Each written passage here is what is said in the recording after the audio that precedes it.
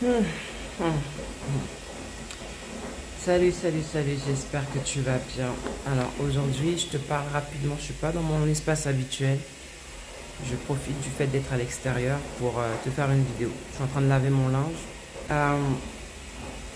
Il y a une abonnée qui est devenue une coachée parce qu'elle a sollicité donc mes services pour un problème personnel qu'elle rencontrait, notamment de vouloir se mettre en couple. Elle veut se mettre en couple, mais elle ne sait pas par où commencer.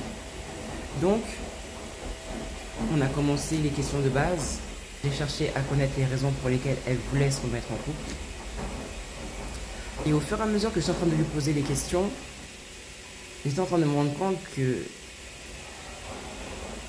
ma chérie, tu n'es pas prête. Mais pour qu'elle le comprenne d'elle-même, sans que moi j'ai à le lui dire, j'ai changé la tournure de mes questions. Et au fur et à mesure qu'elle répondait à ces questions, elle s'est rendue compte qu'elle n'était pas prête. Son regard a changé, son expression a changé, son attitude a changé. Et je lui ai dit, je vais te dire quelque chose, mais je pense que tu le sais déjà. Ma chérie, tu n'es pas prête. Et elle m'a dit, oui, effectivement, tu as raison, je viens de me rendre compte que je ne suis pas prête. Pourquoi elle n'est pas prête? Parce qu'elle n'avait pas les bonnes intentions. Elle n'avait pas les bonnes motivations de se remettre en couple. Et si je t'en parle aujourd'hui, c'est parce que j'ai constaté que beaucoup de personnes sont dans cet état d'esprit. Beaucoup de personnes sont comme ça, veulent se mettre en couple, mais ne sont pas prêtes. Les intentions ne sont pas les bonnes, les raisons ne sont pas les bonnes, les motivations ne sont pas les bonnes. Et ça amène certaines personnes à se mettre en couple et à faire ce qu'il ne faut pas. À entrer dans une nouvelle relation avec un ancien état d'esprit, avec une ancienne façon de voir, avec une vision similaire à l'ancien partenaire. Tant que tu seras en train d'insulter tes ex, de les baptiser de noms d'oiseaux, tant que tu seras pas prête aussi émotionnellement, parce que tu es toujours dans le passé, parce que tu gardes toujours certains réflexes, parce que tu te dis au fond de toi que la manière dont l'autre t'a traité, c'est la manière dont le prochain ou la prochaine va te traiter. Il y a un travail à faire avant de se remettre en couple. J'ai discuté avec un monsieur hier, mais bon, toi dans la vidéo, c'est pas important. J'ai discuté avec un monsieur, j'étais chargée, j'avais des courses, et il a gentiment proposé de me ramener chez moi. Et de fil en aiguille, on est en train de discuter, il me raconte sa situation de couple qui est compliquée, en cours de divorce. En l'écoutant parler, je me suis rendu compte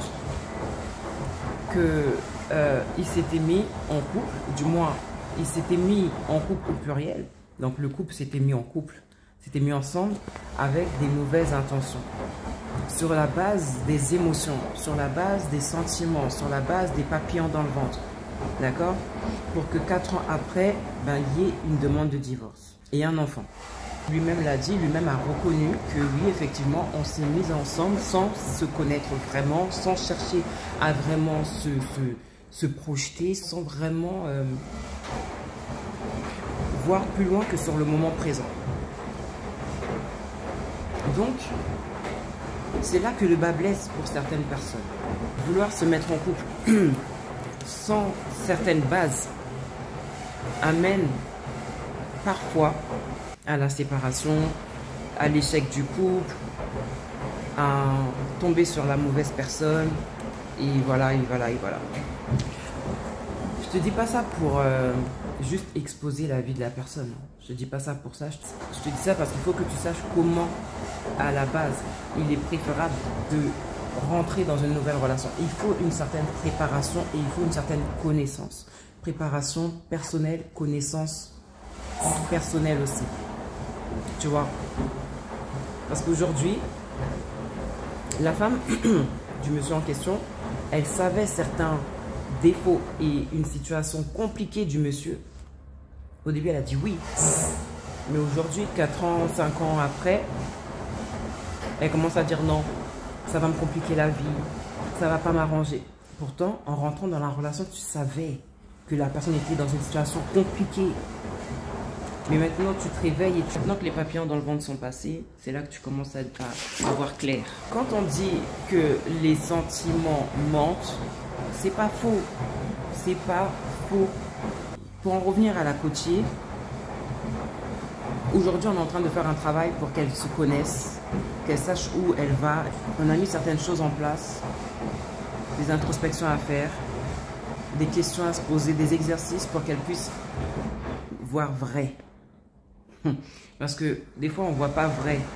On voit ce qu'on veut voir. Mais si tu veux voir vrai, il faut que tu t'asseyes et que tu rentres maintenant dans un processus, dans un certain questionnement pour atteindre une sorte d'éveil, de réveil sur soi. Tu vois? J'espère que la machine ne fait pas trop de bruit. Et il y a aussi d'autres paramètres qui font qu'une personne n'est pas prête à se remettre en couple. C'est, je dirais, une mentalité de célibataire, une hygiène de vie douteuse qui comprend la gestion du ménage, la gestion de la maison ou la gestion de son hygiène corporelle. Il y a des personnes avec lesquelles j'ai échangé et honnêtement, leur hygiène de vie, elle ne permet pas l'intégration d'une nouvelle personne. Il y a des personnes, leur hygiène corporelle ne permet pas une proximité avec d'autres personnes pour l'instant. Tu as des gens qui ne savent pas, qui ne sentent pas bon. Tu as des gens qui ne savent pas, qui n'ont pas une bonne hygiène buccale, qui n'ont pas une bonne hygiène corporelle, qui émanent des odeurs, mais qui, elles sont habituées à ça. Mais en couple, ça peut être problématique parce qu'il y a des hommes qui m'ont déjà dit, il y a des femmes avec lesquelles ils ont été, qui étaient sales, qui dormaient avec des t-shirts qu'elles ont traînés toute la journée, avec lesquelles elles faisaient la nourriture, le ménage, etc. Il y a des femmes qui ne se lavent pas. Il y a des femmes qui ne savent pas comment avoir une bonne hygiène buccale, c'est-à-dire avoir une bonne haleine. Il y a des femmes qui traînent cette haleine toute la journée. Enfin bref, attention parce qu'il y a des personnes qui vont dire au début, oui, ça va, ça passe. Mais quand les papillons passent, c'est là que maintenant les gens voient le vrai.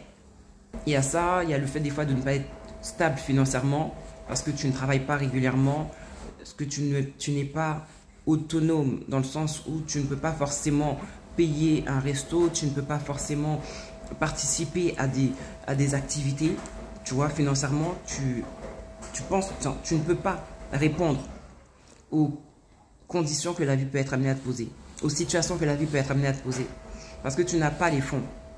Financièrement, tu n'es pas prête à être avec quelqu'un, parce que l'homme ou la femme avec qui tu vas être ne pourra pas investir sur tout, ne pourra pas dépenser tout le temps. Et ne pourra pas forcément, ça dépend des personnes, mais la plupart du temps, attendre que tu te redresses financièrement. Il y en a qui, c'est bon, à un moment donné, ils vont se dire non, il faut que tu bouges. Et si tu ne bouges pas, ça va devenir une épine dans le pied, un caillou dans la chaussure de la relation. Il y a des personnes qui ne sont pas prêtes à se remettre en couple parce qu'elles n'ont pas pardonné. Elles n'ont pas pardonné à leur ex ou à leurs ex et elles ne se sont pas pardonnées à elles-mêmes d'avoir accepté certaines réactions, certains comportements dans leurs relations, dans leurs anciennes relations ou dans leur relation avec elles-mêmes. Il y a des personnes qui sont en conflit avec elles-mêmes, mais elles veulent se remettre en couple. Tu ne peux pas être en conflit avec toi-même et te mettre en couple parce que tu vas être aussi en conflit avec l'autre. Si tu n'es pas en paix avec toi-même, tu ne seras pas en paix avec l'autre. Parce que si tu n'es pas bien avec toi-même, tu ne pourras pas être bien avec l'autre. Et tu ne pourras pas attendre de l'autre qui t'apporte le bien-être, qui t'apporte la paix. Parce que tout doit venir d'abord de toi, avant que l'extérieur vienne compléter ou vienne confirmer ou vienne s'aligner avec ce qui est à l'intérieur de toi. Donc, ne vous remettez pas en couple parce que vous avez envie de vous remettre en couple, parce que vous avez envie d'être embrassé, d'embrasser. Vous ne mettez pas en couple pour vous mettre en couple. Mettez-vous en couple avec conscience, avec connaissance, en vous projetant. Et non en disant non, ça va aller, ça va le faire. Non, aujourd'hui, le monsieur avec qui j'ai parlé, avec qui j'ai échangé, au début, les choses avaient été oui, ok, mais quand l'amour, les sentiments, tout ça est passé, ben, il n'y avait plus rien. C'était un changement de langage. Un changement de langage. Et si je dois revenir sur, par exemple, mal parler de ses ex ou leur donner des noms d'oiseaux, il y a une personne avec qui j'ai échangé aussi qui était dans ça. Quand elle parlait, elle m'écorchait les oreilles tellement elle insultait ses ex. Bref. Et c'est là que je lui ai dit, mais en fait, T'as pensé à pardonner à tes ex un petit peu? Parce que là, je sens que t'es encore dans la haine.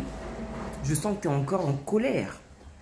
On me dit, ouais, c'est vrai, j'y ai pensé, mais j'y arrive pas. Bah, je lui dis, demande à Dieu. Parce que tu peux pas continuer comme ça, en fait. Tu peux pas continuer à insulter tes ex, à avoir de la haine et de la colère envers eux, et vouloir te remettre dans une autre relation. Là, c'est explosif, en fait. Tu vois? C'est mieux de rentrer dans une nouvelle histoire en page blanche. Mais tu vois, les pages blanches où en bas, il y a des petites notes. Tu vois, genre, n'oublie pas ce que tu as vécu, que ça te serve de leçon. Pas que ça te serve de modèle, mais que ça te serve de leçon. Pour que tu évites de répéter certaines choses. Tu vois, de fermer les yeux sur certaines choses. Où tu devrais garder les yeux ouverts. De garder la bouche fermée sur certaines choses.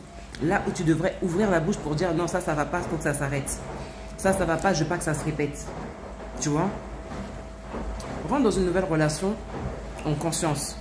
Parce que si tu n'analyses pas la relation dans laquelle tu es, si tu ne prends pas le temps d'observer, d'écouter, d'analyser, tu vas te retrouver à vivre tes anciennes relations, tu vas te retrouver à avoir les mêmes réflexes, tu vas te retrouver à avoir les mêmes réactions.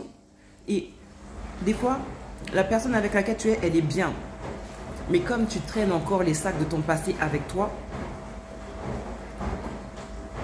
ou du moins tu portes les mêmes lunettes que tu avais dans les anciennes relations et que tu regardes la personne avec les mêmes lunettes, tu peux être toi-même à l'origine de la destruction de cette éventuelle bonne relation parce que tu es aveuglé et que ta vue ne s'est pas ajustée à la personne qui est devant toi. Voilà. J'espère que ce partage va te permettre de prendre le temps de faire demi-tour pour reprendre une bonne direction si tu te rends compte que tu t'étais égaré dans tes relations jusqu'à maintenant. Et pour toutes les personnes qui souhaiteraient un accompagnement en coaching, vous avez mon adresse mail dans la boîte de description, mon site web. Vous avez normalement mon numéro de téléphone pour WhatsApp, pour toute question par WhatsApp. Sinon, vous procédez par mail. Et je vous accompagnerai, je répondrai à vos questions pour vous aiguiller un petit peu dans ce qui vous dérange, dans ce sur quoi vous vous questionnez. D'accord? Voilà. J'espère que la machine vraiment n'a pas fait trop de bruit parce que si elle a fait trop de bruit, je vais devoir tout recommencer. Bon, c'est tout pour moi. Je te laisse avec ça. Sur ce, bon courage.